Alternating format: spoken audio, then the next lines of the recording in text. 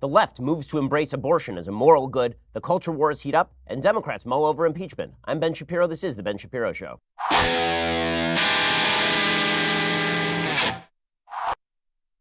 A lot to get to today here on the show. Everything from abortion to impeachment to homelessness, just all sorts of wonderful, happy things to talk about. But first, dudes, summer is here. Tommy John is ready to have you looking and feeling ready for Memorial Day barbecues and 4th of July fireworks. They will keep you patriotic this holiday. They've got the all-new red, white, and blue underwear collection, including a USA flag print for both men and women. The collection comes in all their best-selling fabrics, including the cool cotton fabric that features breathable, lightweight fibers that keep you 2 to 3 times cooler and dry 4 to 5 times faster than regular cotton. Both Tommy John's men's and women's underwear sport a no-wedgie guarantee, which would have helped me in high school, comfortable stay-put waistbands, and a range of fabrics that are luxuriously soft and designed to move with you. Plus, now through the end of May, Tommy John is donating 5% of every purchase of select red, white, and blue styles to the Honor Foundation to support veterans transitioning to civilian life, which is awesome. They're so sure you're going to love the fit and feel of Tommy John. It's all backed by their best pair you'll ever wear or it's free guarantee.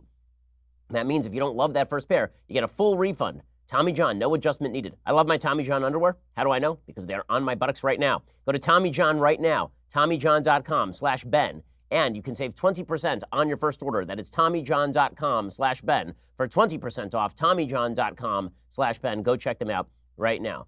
Well, as the battle over abortion law in Georgia heats up, it is amazing to watch as many on the left have shifted their perspective on abortion itself. They've moved away from the 1990s formulation, safe, legal, and rare, toward a new formulation, good, plentiful, and happy. And the idea here is that abortion is, in fact, a moral good. In fact, there's an article in the New Yorker today that is titled, "Abortion is Morally Good," which is a fairly amazing statement. It's by a woman named Sarah Jones, and the article, "Abortion is Morally Good." What is the argument for why abortion is morally good? Well, the argument is basically that it helps women. Those who are interested in stopping abortion are interested in maximizing female pain. That those who are attempting to protect the lives of the unborn, quote, weigh the suffering of women against the prospective life of the fetus and favor the fetus in the end. Well, that's true, but why would that make abortion morally good? Well, writes this writer, I've never needed an abortion, but I've been in an abusive relationship. And I think still of all the ways it could have been worse for me. I could have gotten pregnant, and I think that would have killed me. Well, you might have had a say in it. You were in the relationship, were you not? And your creation of a new human life the killing of that life would not be justified by the fact that you made a choice to be in a bad relationship. This writer says, I was a 22-year-old student at a Christian university that expelled students for having sex outside the holy bonds of heteromatrimony. What's amazing is that this woman admits she was in an abusive relationship, but she's very angry at the Christian university that is trying to uphold a standard that says you should not be in abusive relationships. It's just, I was suicidally depressed. When I look back at myself across the valley of a decade, I'm still surprised to be alive. I think of the people I knew then and how so many of them would have told me to carry a baby to term, even if it destroyed me. Well, yes, I think that a lot of people would have suggested that you should carry the baby to term because, again, the life of the baby means something here.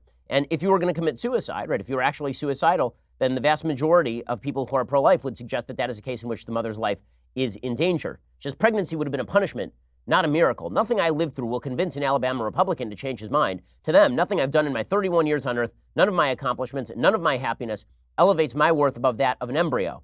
Well, no, your worth as a human being, as if in your life were being endangered versus that of the embryo, your life would take precedence. But your worth, your feelings, your accomplishments, your subjective feeling of happiness, yes, that does not take precedence over a human life. Correct. That is true. But she says abortion is a moral good. And unfortunately, this is a line that has been picked up by the left. And if it's such a mistake by the left, honestly, as a matter of politics, it's a mistake. Safe, legal, and rare was a formulation that at least most Americans could feel okay about. Pro-life Americans were going to oppose it anyway, but people who are on the fence could at least feel like, yeah, abortion, it's not great, but I still want it to be there. It at least made them feel a little bit more sanguine about legalizing abortion because the suggestion was that no one would take abortion so frivolously as to simply have an abortion out of convenience. And thus, because people were weighing abortion as a moral quandary, then their final decision shouldn't be left up to the state. It should be left up to them. Now, I think that's wrong, obviously.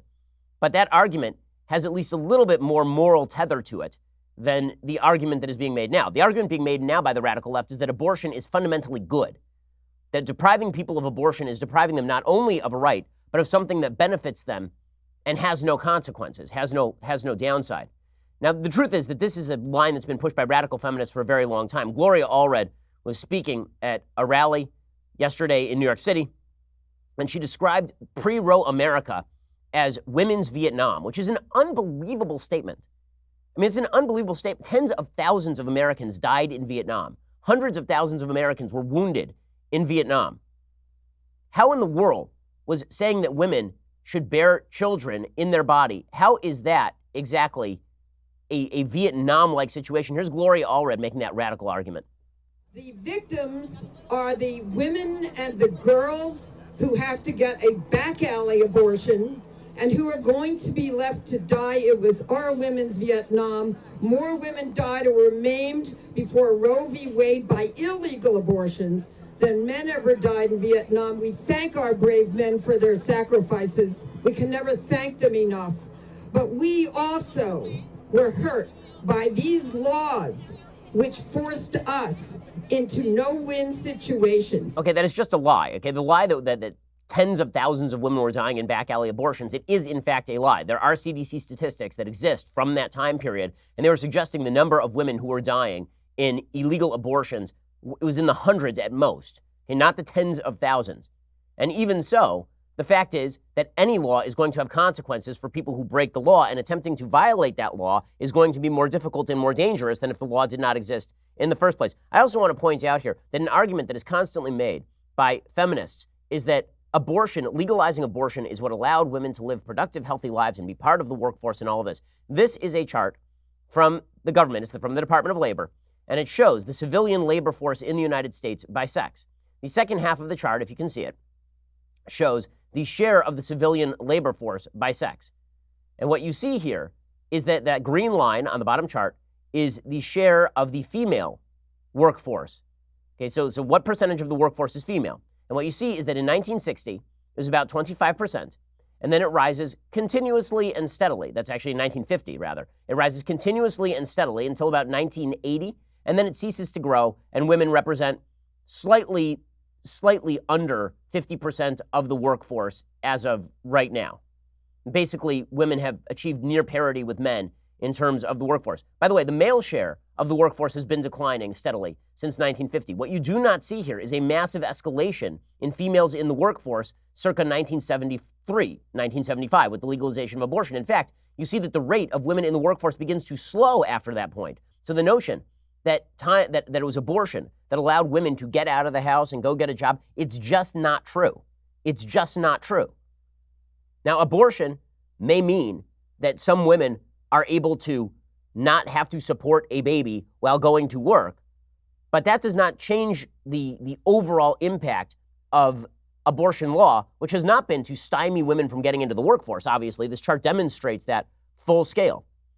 Nonetheless, the argument again is being made by the left that abortion is not just something that is an unfortunate part of life, which is an argument that the left used to make. Now it is an affirmative good. It is something that is affirmatively good, and we can judge you morally based on how you feel about abortion. If you are willing to say that a woman should be able to kill a baby in her womb at any time, this means that you are properly woke and properly feminist. Eric Swalwell, who's running a bizarre campaign for the presidency in which I guess he needs to keep the support of his immediate family in this race. Maybe his wife, I believe, is his only voter. Eric Swalwell, he was speaking at a pro-abortion rally outside the Supreme Court. And I'm not going to say it's pro-choice because this is legitimately pro-abortion. I mean, these are people who are saying that abortion is a moral good. Abortion is a positive. It is not just a decision that somebody has to make. It is a moral good. Here's Eric Swalwell saying that, sure, he has kids, but if his wife had decided to kill his kids in the womb, well, he would have had no say about that. I am proud to be here with you to march today. My wife, Brittany, also wants you to know we've got two beautiful children, Nelson and Cricket. But the decision to have children was her choice. So here's what we're going to do. We're going to walk with our brothers and sisters down in the South. We're going to march with them. We're going to link arms with them. And we're going to change those state houses on the way to change the White House. That's an amazing statement, right? That he has two beautiful children with his wife, but if she had decided to kill those babies in the womb, well, then that would have been fine with him because he is a male feminist. Can you imagine him telling that to his kids? He has a daughter, I think, and he mentions her there. Does he think that that is going to make her proud to be a feminist? He's like, yeah, honey, I hope that you have beautiful dreams. Also, if your mother had murdered you in the womb, that would have been her choice. And whoa, Dad, what the hell? And then it got even worse. Jackie Speier, who's a congresswoman from California, Democrat, she got up at that exact same rally and she bragged about having an abortion and the crowd cheered her. This was a sign of moral development. This is like when Lena Dunham, the actress from Girls, when she came out and she said she wished she had had an abortion. It's a rite of passage in American life at this point. I mean, this is barbarity. This is paganistic barbarity. Here is Jackie Speier talking about how she had an abortion and women clapping for her and cheering for her bravery, stunning bravery in killing a child in the womb. Thank you, pro-choice advocates, men and women alike. Today I'm here to say, you know me. I am one of the 1 in 4 women in this country who have had an abortion. We are not strangers. We are wives, we are mothers, we are sisters, and we will not be stigmatized. Woo! I had an abortion. Woo! I mean, huge crowds of people cheering for I had an abortion. Can you imagine any other crime? I hit a person and then ran. It was great. It was a hit and run. Woo! What in the world? But if this is the moral conflict the Democrats choose, that it's not merely that abortion is an unfortunate choice some people have to make, but it's an affirmative good, I think the vast majority of Americans are not interested in this particular version of morality. We'll get to more of this in just a second. Again, these are mainstream Democratic figures, and I'll show you some more mainstream Democratic figures doing the same thing and saying that you should pay for abortion, by the way. But first, did you have a long day at work, tough day at school? You still stuck at the office? Treat yourself to the meal you deserve on demand from your favorite restaurant. Restaurants come to you with DoorDash. I use DoorDash all the time now. My wife is working on a really rough rotation. That means that she is not home very often at night. And that also means that I'm in trouble because our kitchen is now being renovated, which means I don't have any capacity to cook food for the kids. That means I'm ordering out a lot and I can't leave the house because I got the kids. That's where DoorDash comes in. DoorDash connects you to your favorite restaurants in your city. Ordering is easy. Just use the DoorDash app, choose what you want to eat. A Dasher will bring it to you anywhere you are. Not only is that burger place you love on DoorDash already, over 310,000 other amazing restaurants are too. DoorDash connects you with door-to-door delivery in over 3,300 cities, all 50 states and Canada. Choose from your local go-tos or choose from your favorite chains like Chipotle, Wendy's, Chick-fil-A, Cheesecake Factory. Don't worry about dinner. Let dinner come to you with DoorDash. Right now, our listeners can get $5 off your first order of $15 or more when you download the DoorDash app and enter promo code BEN. That's $5 off your first order when you download that DoorDash app from the App Store and enter promo code BEN. Again, that is promo code BEN for $5 off your first order from DoorDash. It is indispensable in today's day and age. Go check out DoorDash right now and use promo code BEN on the app and get $5 off your first order of $15 or more from DoorDash. Alrighty, so Mazie Hirono, the senator from Hawaii, very much following in Jackie Speier's footsteps. She is speaking at the same insane rally outside the Supreme Court, and she's bragging about the fact that she told 8th graders, meaning 11-year-old girls, that their abortion rights were under attack. Prepubescent girls, she is telling that it is deeply important that they be able to have an abortion if a child is conceived with someone that they are having sex with, they should be able to kill that child. Mazie Hirono is bragging about that to 8th grade girls. I just left 8th graders from a public school in Hawaii, and I told them I was coming to a rally in front of the Supreme Court, and they said, why? And I said, it's because we have to fight for abortion rights, and they knew all about it. And I asked the girls in that group of 8th graders, how many of you girls think that government should be telling us, women, when and if we want to have babies? Not a single one of them raised their hand. Okay, it's amazing. It's amazing. So Democrats are now promoting as an affirmative good the ability to get an abortion. Not just that, they want you to pay for it. So this is the next step. Now, Joe Biden is, as a guy running for president, trying to shake his non-woke credentials. The fact is that Joe Biden has held a series of positions over the years that are not in line with the radical segment of his base, which, for the money, is the reason why he is a front runner in the Democratic nomination process right now. It's amazing to watch. Joe Biden is only a frontrunner right now because he appears moderate. And people in the Democratic Party are looking at Biden. They're saying, what if we just ran a moderate who doesn't look completely crazy against Donald Trump to win? And that's a huge that's a plurality of the Democratic base by leaps and bounds. And yet Biden, in an effort to stave off opposition from his radical left compatriots, he is now shifting on positions that he has held for years. So for years, Joe Biden said that he was against public funding for abortion. He was in favor of the so-called Hyde Amendment that banned public funding for abortions. If you want to have an abortion, that would be a you issue. This is what Joe Biden used to say. Then we'll show you Joe Biden reversing himself in the last 48 hours. Are you still opposed to public funding for abortion? I still am opposed to public funding to abortion, and the reason I am is, again, it goes to the question of whether or not you are going to impose a view to support something that is not a guaranteed right, but an affirmative action to promote. Okay, again, this is Joe Biden's old position. Then he was asked specifically by the ACLU whether, as president, he would lift the Hyde Amendment, which bans federal insurance coverage of abortion. And he said yes. And then he came out with a video talking about how wonderful Roe versus Wade is and how it is imperative that Roe v. Wade be enshrined in law forever. The law of the land is Roe v. Wade. It lays out a constitutional guarantee that women can, in fact, make a choice between she and her doctor in circumstances laid out in Roe. It's guaranteed constitutionally now. And what this is all about is trying to get an appeal to the Supreme Court in the hope that the conservative justice the president has in fact put on the court, two of them, will vote to overrule the Roe v. Wade, the law of the land. It's wrong. It must be stopped.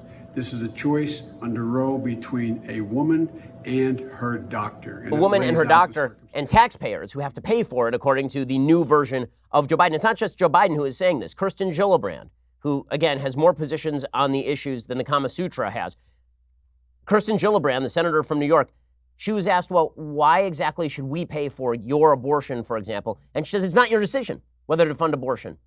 The government should fund abortion. So this is the new Democratic Party position on this thing. What would you say to taxpayers out there who say, look, I support everyone having their own freedoms, but that when it comes to my tax dollars, abortion isn't something that I want to support?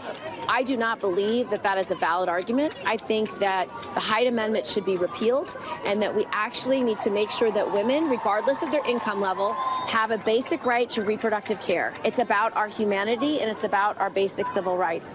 And so I will work to repeal the Hyde Amendment. I would also work to codify Roe v. Wade, and I would work to guarantee that no matter what state you live in, you will have access to a full range of reproductive services. I mean, this is an amazing move by the Democratic Party.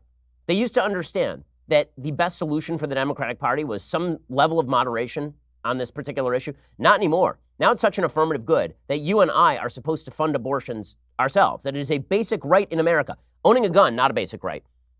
Paying for somebody else's abortion is something that you must do. They have a right to your money to pay for the killing of their unborn child. I mean, it's an amazing statement. Cory Booker is saying the same thing, the senator from New Jersey running for president. This is not nut picking, okay? This is not us finding nuts in the Democratic Party saying crazy things. These are all mainstream elected members of the Democratic Party saying this stuff. But our generation now can't simply lay back and luxuriate in the blessings of their struggles. Because freedom, liberty, and democracy must be re-earned in every generation. And the only way to secure them is with sacrifice and struggle. We have work to do so that we codify Roe v. Wade as the law of the land. We have work to do until we get rid of the Hyde Amendment once and for all. Yeah, public taxpayer funding of abortion. I love that he describes the killing of the unborn, that he describes snuffing out human life as luxuriating in the blessings of others' struggle. I'm glad you get to, I mean, that is the definition of abortion, is that you are luxuriating in the blessings of the struggle of the unborn, that you are reaping the benefits, presumably, of killing something that is not you. It's an amazing statement. It's 3 cheers for abortion in the Democratic Party, maybe 4 cheers for abortion, if that's even possible. And then you get the insane radical wing of the Democratic Party. They go so far as to suggest that this is Planned Parenthood, a Planned Parenthood representative in New York City doing a rally yesterday, suggesting that the people who pay the most when it comes to pro-life policy are transgender men. You can't forget transgender men in this equation. We have to make sure that women who believe they are men are included in all of the abortion talk. Yeah, this is all a winning recipe, I think, for Democrats. This is a coordinated attack in order to drive care underground, but also to force a national showdown in our Supreme Court about access to our constitutional and human rights. And it's not just an attack on women, it's an attack on anyone who can or might get pregnant, including transgender men and gender non-conforming people.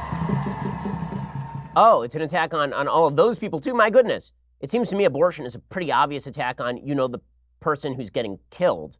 That seems like probably the attack we might want to focus on here. Now, I want to talk about a couple of bad faith arguments that are being put out there naturally by the op-ed pages over at the New York Times and the Washington Post. There's an article by a guy named Dr. Warren Hearn, who's a physician and epidemiologist who specializes in late-term abortion services.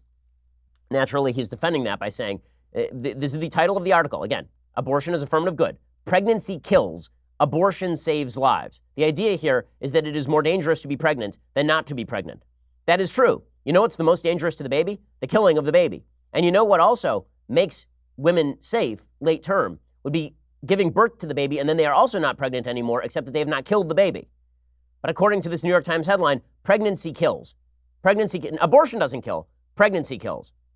Also, I love this perspective from the Washington Post. Men who impregnate women don't face any consequences in the new abortion laws. Okay, now you're making a case that men should support women after they knock them up. A case with which I fully agree. This is sort of like the argument you see from the left. Well, if you care so much about babies, then why aren't you in favor of adoption?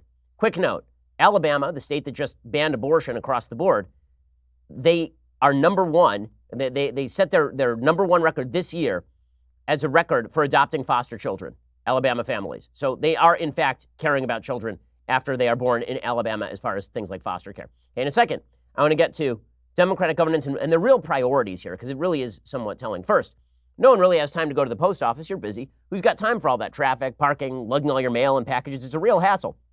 That's why you need Stamps.com. It's one of the most popular time-saving tools for small businesses. Stamps.com eliminates trips to the post office and saves you money with discounts you can't even get at the post office. Stamps.com brings all the amazing services of the U.S. Postal Office right to your computer, whether you're a small office sending invoices, an online seller shipping out products, or even a warehouse sending thousands of packages a day. Stamps.com can handle it all with ease. Simply use your computer to print official U.S. postage 24/7 for any letter, any package, any class of mail, anywhere you want to send it. Once your mail is ready, just hand it to your mail carrier or drop it in the mailbox. It is that simple. With Stamps.com, you get 5 cents off every first-class stamp and up to 40% off priority mail. Not to mention, it's a fraction of the cost of those expensive postage meters. Stamps.com is a no-brainer. It saves you time and it saves you money. It's no wonder over 700,000 small businesses, including the Daily Wire, already use Stamps.com. Right now, my listeners get a special offer that includes a 4-week trial plus free postage and digital scale. No long-term commitment. Just go to Stamps.com, click on that microphone at the top of the homepage, type in Shapiro. I personally use Stamps.com, saving me time and money. It's great. Go check them out. Stamps.com, enter Shapiro at the top of the homepage and make sure that you get that special deal. Stamps.com, enter Shapiro. Okay, so if you are a median voter, let's say you're a moderate voter living in, say, a suburban area, and you look at the Democratic Party right now, and the Democratic Party is focused intensely on taxpayer funding for abortion. This is their thing, taxpayer funding for abortion, and also Trump is evil. This is their two-pronged pitch. I have to say that is not a very strong pitch. And that is the pitch right now. The pitch is abortion is an affirmative good, and Donald Trump is an affirmative evil.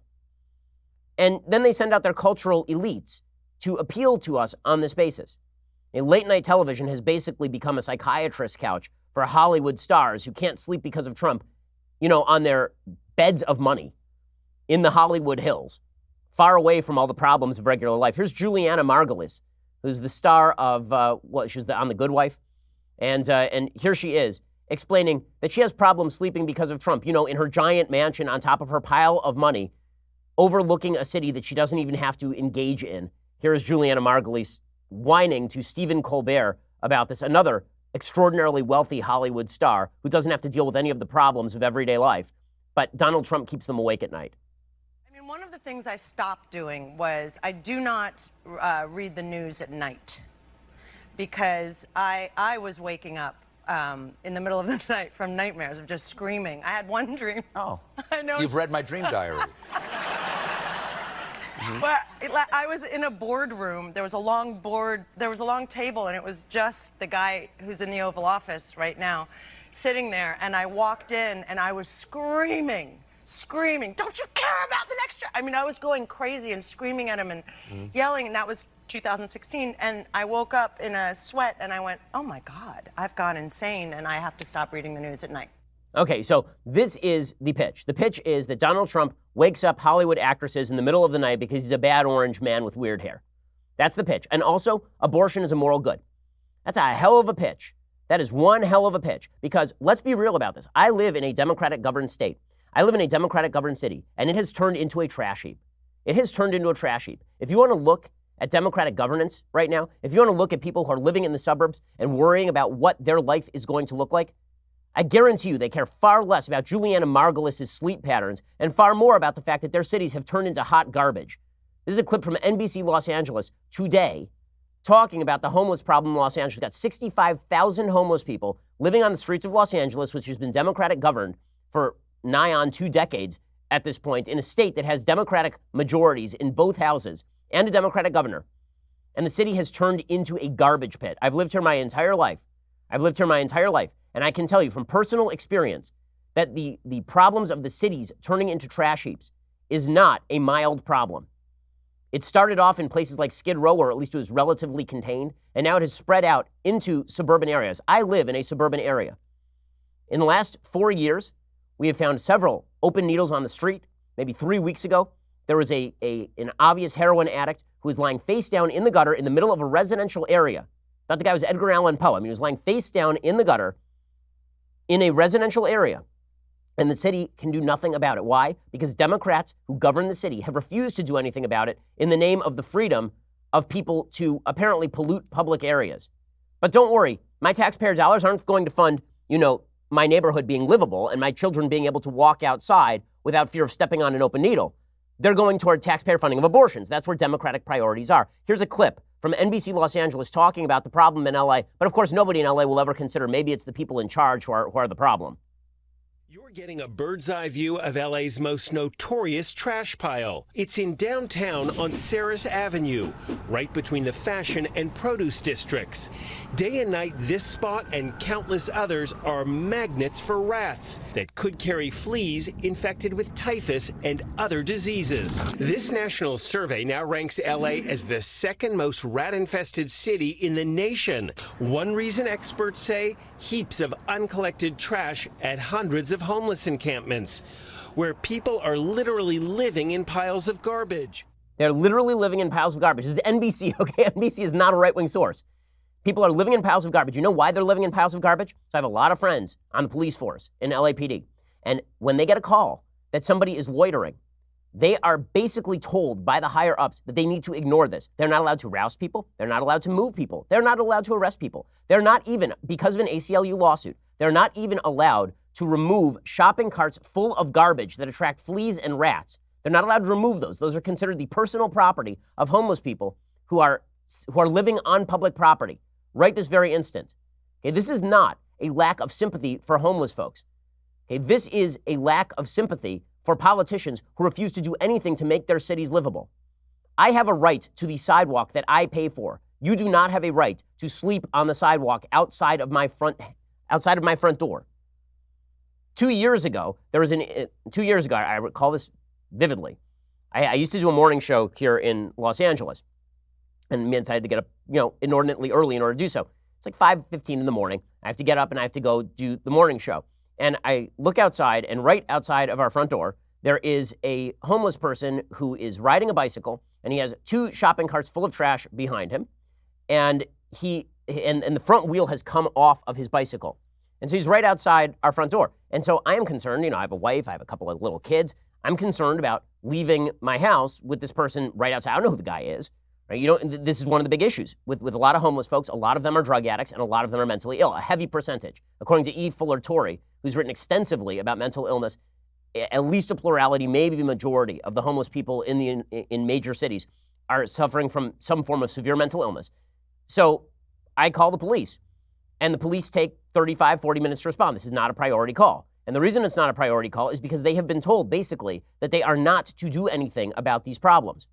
So I sit there waiting inside my door for this homeless person to move on because I don't want to get into a confrontation with the person. And this person then gets angry, proceeds to take a crowbar out of one of the shopping carts and starts beating the hell out of his bike in front of our front door. Eventually, the police arrive and move him along. But this is what major cities are becoming, okay? And I'm living in a fairly nice residential area. Skid Row in Los Angeles is actually a breeding ground for actual disease. It's a breeding ground for disease. We are seeing third world diseases return to the United States in major cities because politicians have made it a priority not to do anything about these problems. And it is not just in Los Angeles. It is in San Francisco. It is in Washington, D.C. It's in New York City. It's in Seattle. I used to do a show up in Seattle, local show up in Seattle. Seattle is a beautiful city, except it has been made into a homeless encampment by a series of Democratic mayors who have decided that they can do nothing about people living out in the open. And I'll talk in a second about what some actual solutions would look like to this problem. But if Democrats are going to make the case that they ought to run things, then how about we look at where they run things and see how things are going? Because it turns out they've turned my city into a rat-infested crap hole.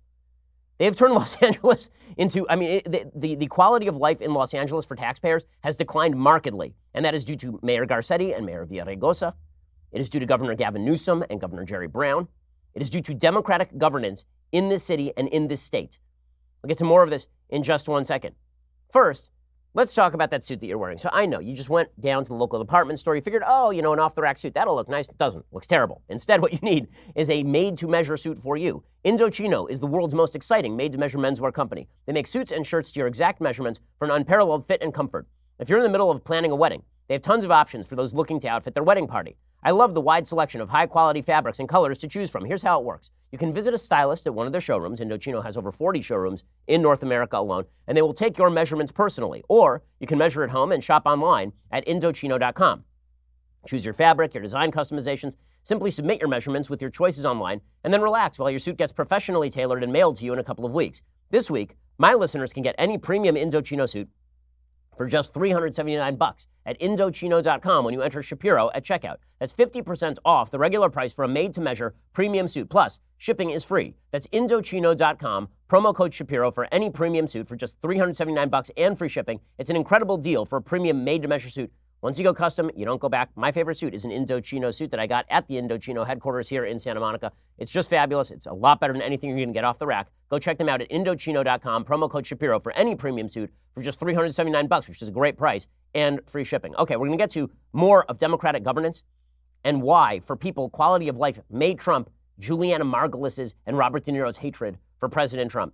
First, I need to remind you, our business here at Daily Wire is growing rapidly, thank God, which means we are excited to be offering more opportunities to become part of our in-house team. Have you ever dreamt of working here? Well, let me inform you, first of all, it will not match up to your dreams. But if you still want to work here, then you should head on over to dailywire.com/careers and see if any of our job openings would be right for you or somebody that you know. If you're interested in being paid a pittance to do extraordinarily hard labor on a show that you love, check out dailywire.com/careers and see how it goes for you. I mean, we are looking for folks, and we have a lot of careers. It actually is a pretty good place to work. You can talk to any of the people here. They'll tell you that. And if they don't, I'll fire them. Check it out over at dailywire.com/careers. Also, please subscribe over at dailywire.com. You don't want to work here, but you do want to support what we do. $9.99 a month gets you a subscription to dailywire.com. When you do, you get 2 additional hours of my show every single day. You also get Andrew Klavan's show, you get Matt Walsh's show, you get Michael Knowles' awful show, you get all sorts of great stuff. And one bad thing, if you subscribe over at dailywire.com, if you get the annual subscription for $99 a year, you get this, the Leftist Tears Hot or Cold Tumbler. Go check it out right now. It is overflowing these days. All you have to do is go subscribe. Also, there are all sorts of benefits. You get the Sunday special early, a day early. You get to send in letters to the mailbag. Maybe you get a chance to win and come out to watch a Daily Wire backstage. Like, we have all sorts of good, and those goodies are going to increase markedly in the coming months. So you want to be a member. It's really cool. Also, go check us out at YouTube or iTunes. Subscribe. Leave us a review. We were ranked by one of the pod track services as the second biggest podcast in America last month. Make us number 1. Go subscribe at YouTube or iTunes. Tell your friends about it. We are the largest, fastest growing conservative podcast and radio show in the nation.